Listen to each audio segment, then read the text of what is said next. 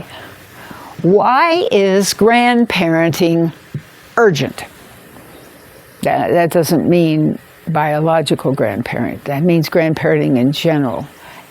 Anybody. Why? Because I was born in 1947, after World War II. Most people lived on farms up until, a huge percentage of the population. I think it was 40 or 50% of the population until 1940 lived on farms. I suppose that's why the whole time that I was a child, everybody had green beans in the backyard. That's just the way it was. And it wasn't unusual to have chickens in the backyard. I always had chickens in my backyard. And it was a conventional backyard, just a little ordinary backyard. I had chickens. I still have chickens, and I loved my chickens. Oh, I love my chickens. Anyway, my grandfather had chickens. My grandfather and I only saw each other about 4 or 5 times in my life for a very short period of time. I was never with him for a week. And yet, I have so few memories, and yet I remember sitting on the steps of his basement watching him make me a cradle. He was a carpenter. He was making a cradle for my dolls. And it's so clear. I can see him so clear. And science has proven that what's really awful and what's really fun is what we most remember. And that was really, really special to me. I can remember his enormous hands. He was incredibly tall. He was 6'5". And I can remember his big hands making the small rods in the cradle with such tenderness. I can remember him being out with his corn and his rhubarb, and so I haven't been able to get the rhubarb to grow, but I've got corn growing now in memory of that man. And I only saw him about 4 times. My grandmother died 2 months before I was born, so I never really knew her. This is my maternal side. On my paternal side, my grandfather died when my dad was only 18, and he didn't marry my mother until he was 24, and I wasn't born until he was 30. So I have no recollection of anybody on that side of the family. And I saw my grandmother once, my paternal grandmother once when I was 2, no memory, and of course, again when I was 12, and that was only for 2 days. So my connection is longing, but I'm not alone. I am not alone. Most people in the United States now have 12 to 13 jobs by the time they're 24. And that doesn't mean they've been working right next door or down the street. That means they probably moved. And that's the case. Very few people live their entire lives with grandparents. Very few grandparents, especially with the economic situation we're facing now, have the money to be able to fly back and forth. I have a friend, though. That's so funny. I have a friend in London whose grandkids are some in China and some in New Zealand. And she flies part of the year to New Zealand and part of the year to China to see her grandchildren. Most of us could not afford to do that. Most of us, either middle or lower class, just couldn't do it. I mean, if we're not in that top billionaires, 0.5%, we're not going to do that. It just is not possible. And that leaves the kids without the wisdom, the experience, the difference. We treat our grandkids and others' children who, when we're older, differently. Why? Well, did you ever see a baby be born with a How to Do book coming out? No. I don't care what you read. It really doesn't matter what you read. Our fingerprints are unique. Every child is unique. I'm a retired special education teacher. I have a PhD in special ed, bilingual ed, and sociocultural studies, which means reading, learning, and culture. So I've had years of teaching, so I do have some deep academic views about babies, children, youth. if you follow some kind of format that says by 2 months they should do this, by 4 months they should do that, and so forth, you're going to drive yourself a little bit nuts. It would be nicer if you had a grandmother or a grandfather, especially a grandmother. Oh my goodness, they're so priceless. Looking at the baby and saying, sweetheart, the baby's perfect, no matter what's going on. The child may have a cleft palate. They may be diagnosed as developmentally delayed. They may have trouble walking. It doesn't matter. Grandma's going to tell you that baby's perfect. And you should listen. Really, I mean it. Because if you treat that child differently, you're hurting the kid. Excuse me. Because that was a bug and went up my nose because I'm outside. Because nurturing is the number one thing the child needs, especially nurturing with the best possible food you can give them for the first 3 years. You may not realize this, but the first 3 years of life, 90% of the brain is grown. 3 years, that's it.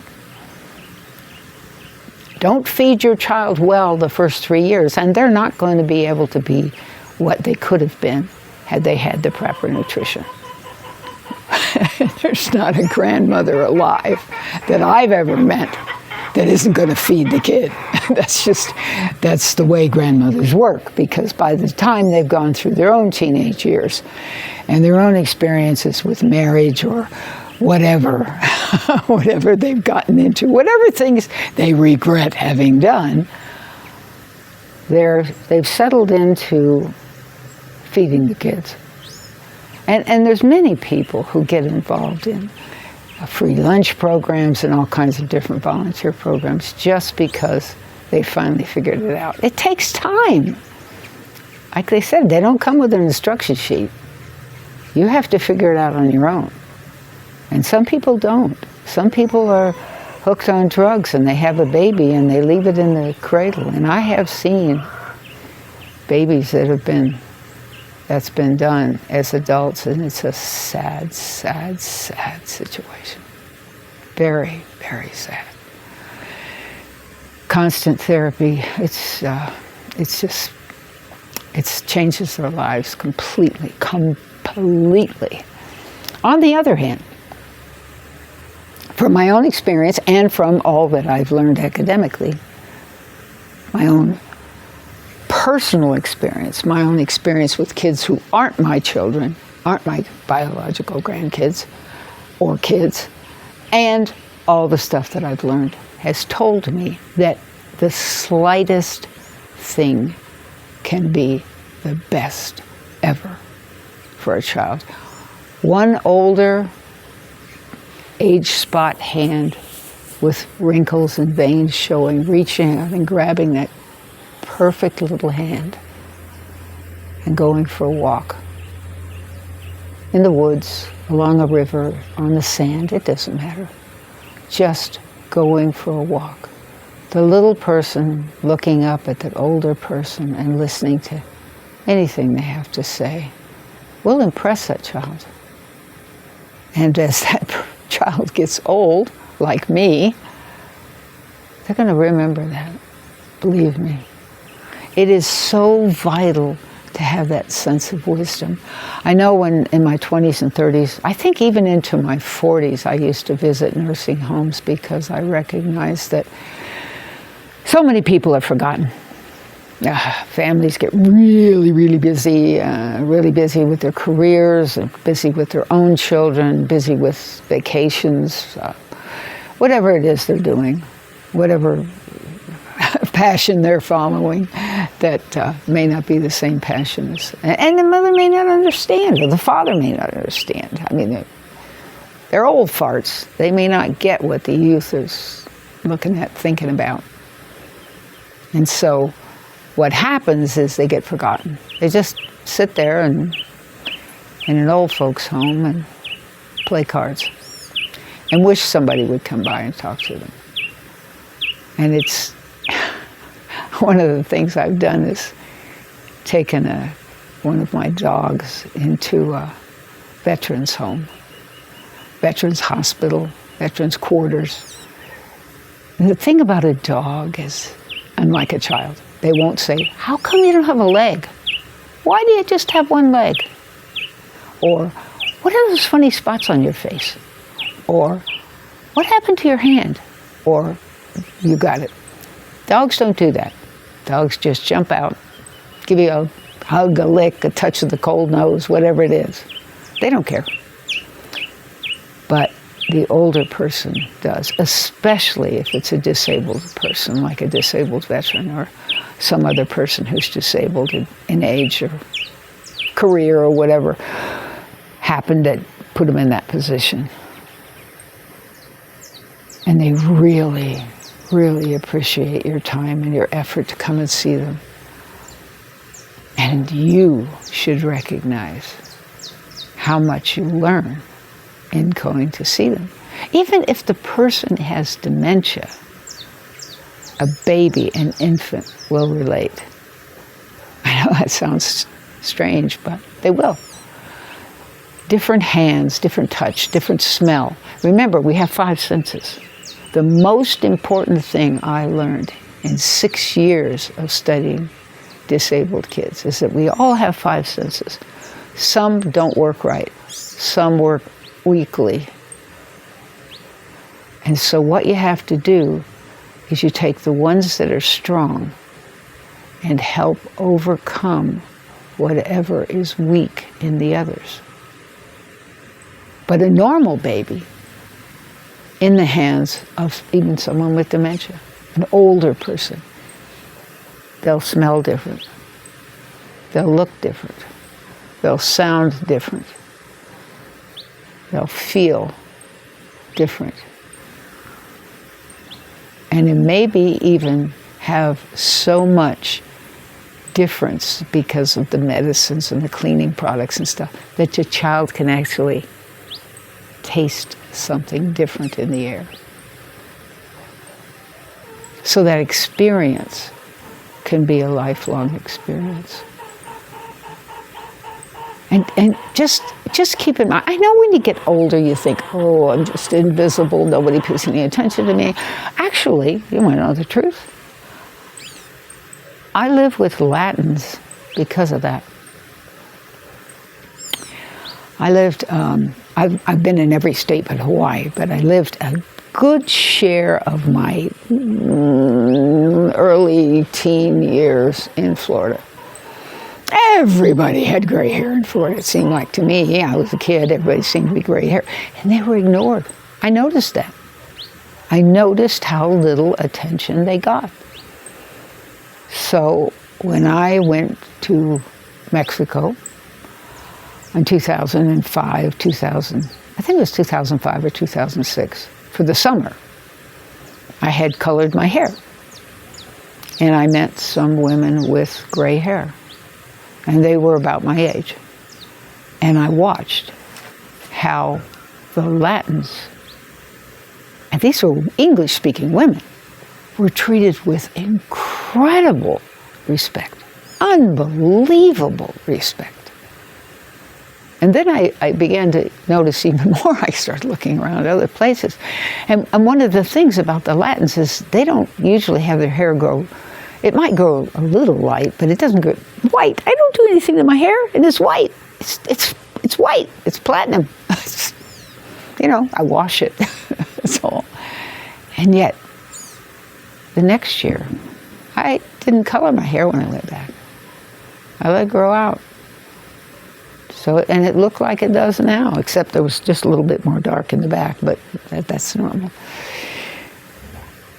And I was treated with so much respect. I decided to move to Mexico and finish my degree in Mexico, and I stayed in Mexico.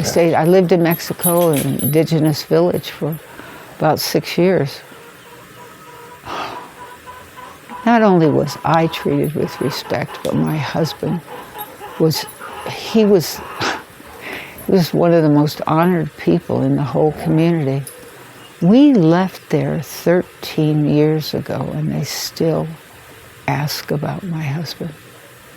He built a community center for everybody, and he recognized the value of education, and he wanted so badly to help the kids. And if you figure it out now, there's 16 years with about 200 kids every year. Over the course of the year, they come there all the time for their vacations and after school and everything, and they have English programs, and they have community gatherings and meetings and all that sort of thing. But the kids can always come there, and they've expanded it. Oh, so many volunteers have come and made a huge difference in the place. Now they've got basketball and badminton and just all kinds of different things they've added to it. They finished the third floor. He'd only done the first and second floor, but they finished the third floor. And you just can't imagine these economically marginalized kids at an indigenous village in central Mexico now still talk about my husband like he was some kind of a saint coming in and making something work. And that's the kind of thing I'm talking about, because if your child has the experience with an older person who wants to volunteer the time, who wants to be with that child, who wants to give that child a lot of attention, who's not caught up in a career situation or a caregiving situation with, maybe they have a disabled child in the family. Oh boy, that is always an issue. That is always an issue. If you know of anyone who has a disabled child in their family, even if you're not old, offer to take the other kids to a zoo or out to ice cream one day or anything, because it's really, really hard. The parents don't have a choice. They have to put a lot of attention on the disabled child, whether it's classes they're going back and forth to, or therapists they're going to, or doctors they're going to, whatever it is. That child has to get a lot more attention. And the other ones, 1, 2, 3, whatever's left, it's not disabled. Who's not disabled? Needs attention. And that's the thing that's so important about a grandparent, because if your kids are already raised, even if you didn't have kids, if they're already raised, they're not a part of your life at the time. They're not around. They don't need you. They're not asking you questions or calling you. And you're sitting there some days wondering what to do. Go over to the friend's house who has the disabled child and say, hey, it's Saturday. Let me take the kids to a basketball game. Grab the other two. Yes, it's going to be a little bit hard. Yes, you're not used to all that noise or all that fidgeting or all that giggling or whatever it is they're going to do, because they will, because they're children. That's what children do. Children do those sorts of things. But it's only going to be for a short while, and they'll never forget it. Trust me, they'll never forget it. And neither will the mother or the father, if he knows about it too. If they both know that those children were taken away and given some individual attention because the parents are so absorbed by the other one, they'll never forget. This is something we have to recognize, especially as we get older and begin to wonder, what's my value? Why am I here? Why did I live so long? Nobody wants me. It's not true. It is not true. They do want you. They just think, oh, I don't want to bother, Mary or John. They're tired, they're old, they're just, they're resting. They waited their whole lives to have this opportunity to just sit and rest. Well, I'll tell you what. Open up YouTube, go to physical therapists who specialize in geriatrics. And guess what they'll tell you? You need to walk. You need to move. You need to put your arms up in the air and down. You need to sit up and get down. And it goes on and on and on. Now that's pretty boring. But it's pretty easy when it's a child. It's really easy to bend down to talk to a child. Now granted, you can get down on the floor and play with the child, and it might require some help to get up. But if you do it enough, maybe muscles will get strong enough, you get up again. Who knows? Children distract us. Being around kids is fun. Please, there's an urgent need, absolutely urgent need for grandparenting, for being a grandparent to anybody's kids. Actually, I keep saying kids. I shouldn't say kids. I should also include teenagers. There are some teenagers who will actually ask you your opinion. Now, they're not all snots. You know, I know a lot of them think they know everything, because the fact is, the day we know everything is the day we finally graduate from high school. The rest of our lives, it's all downhill. We know that there's more and more and more and more to learn. But the day we graduate from high school, we know it all. And some of those kids are like that. But there are some teenagers who would like to talk to you. I'll bet there's even some mothers who would like to get away from their kids and go have tea with you, maybe once a month. Who knows? Ask around. Don't be shy. Ask people. Would you like me to take your kids for some ice cream tomorrow afternoon?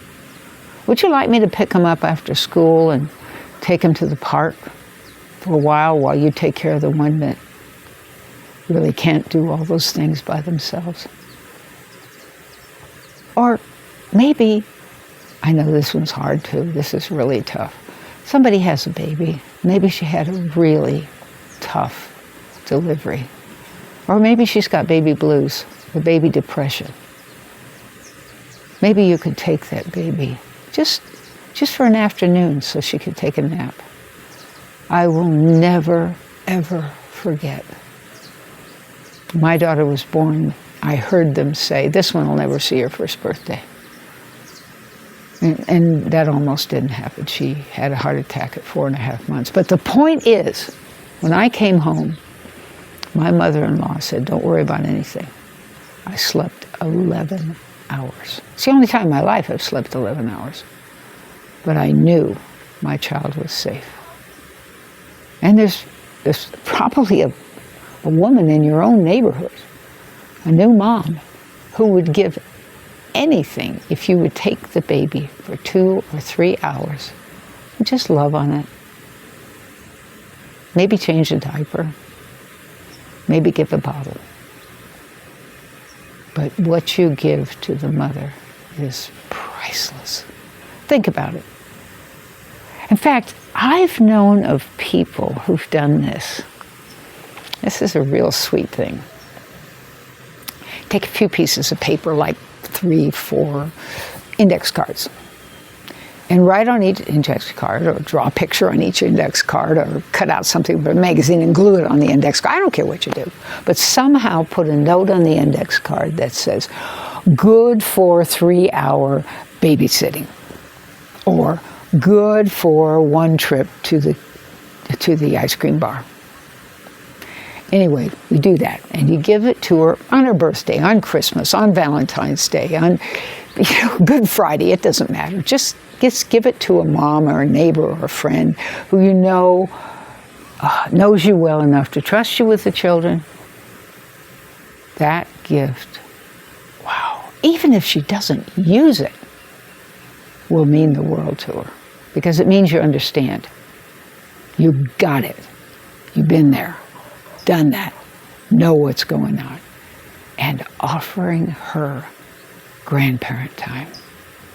Wow.